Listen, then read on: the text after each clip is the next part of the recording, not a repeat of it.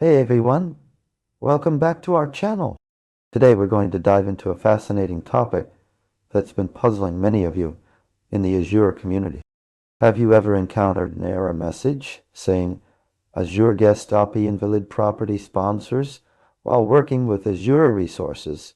If so, you're not alone. In this video, we'll explore what this error means, why it occurs, and most importantly, how to resolve it.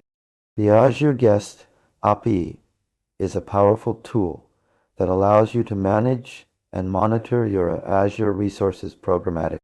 However, when working with the Guest API, it's essential to understand the nuances of its properties and configuration options.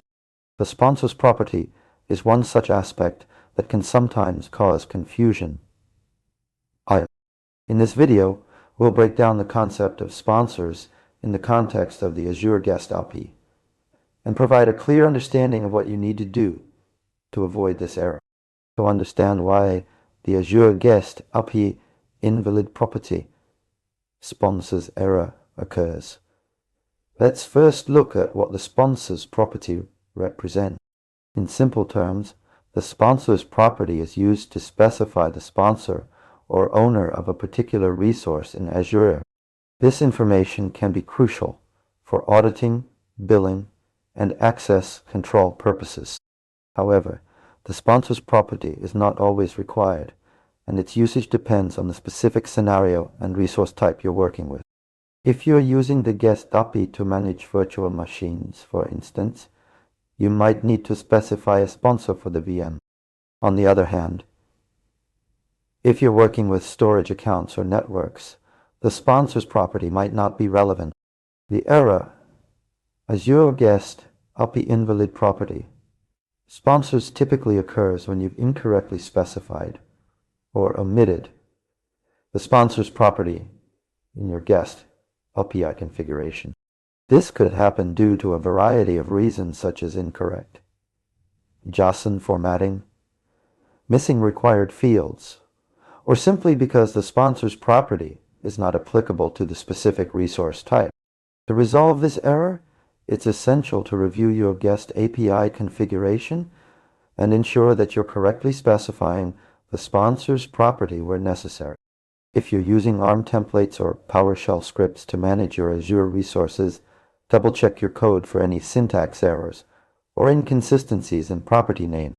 Another common pitfall is trying to set the sponsor's property on a resource type that doesn't support it. Make sure to consult the official Azure documentation to determine which properties are applicable to each resource type. To summarize, the Azure Guest API invalid property sponsors error occurs when there's an issue with specifying or omitting the sponsor's property in your guest API configuration. Though, from this discussion understand the context and relevance of the sponsor's property for different Azure resource types. Ensure correct JSON formatting and syntax in your guest API configuration.